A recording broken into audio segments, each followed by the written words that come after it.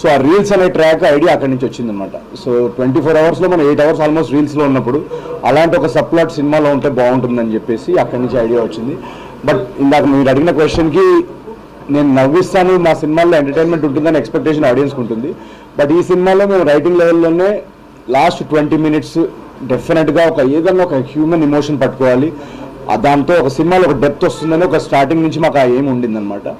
So ఎప్పుడైతే రాసామో execute చేసామో ఈ రోజు నేను సింగిల్ స్క్రీన్లో చూస్తున్నప్పుడు, సింగిల్ స్క్రీన్ మాస్ థియేటర్ నేను చెప్తుంది, ఆ ఇమోషనల్ బ్లాక్ పడినప్పుడు ఇమోషనల్ బ్లాక్లో విసిల్స్ పడుతున్నాయి.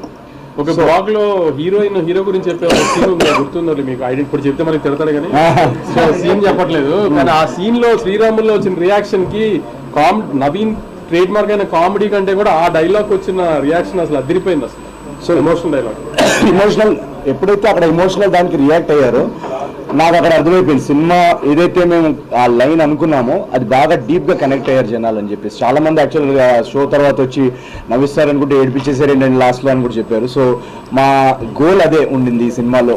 జాతిరత్నాలకి నేను నిన్న కూడా చెప్పాను, జాతిరత్నాలకి దీనికి తేడా ఏంటంటే దానిలో మేము only out and out entertainment మీద వెళ్ళాం. దీనిలో రైటింగ్ లెవెల్ నుంచి ఒక ఇమోషనల్ డ్రామా చెప్పాలనే ఒక గోల్ కూడా ఉండింది నవ్విస్తూనే. సో అది సక్సెస్ఫుల్ అయితే దాని ఆనందం ఇంత అంతా ఉండదు, అది మేము చెప్పలేము. అది it's very very creatively very very satisfying. ప్రశాంతంగా ఉన్నవాడిని ప్రశాంత్ జోన్లోకి తీసుకొచ్చేసారండి.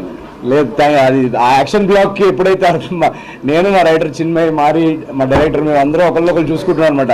ఎందుకంటే ఫస్ట్ టైం యాక్షన్ బ్లాక్ కదా, సో ఎలా రియాక్ట్ అవుతారు అనేది ఒకటి చూస్తే కానీ చెప్పలేము. మాకు తీసినప్పుడు డెఫినెట్గా మాకు అందరికి బాగా అనిపించింది.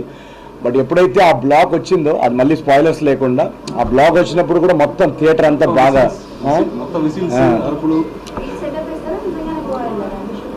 గోవా వెళ్ళాం. Entertainment cinema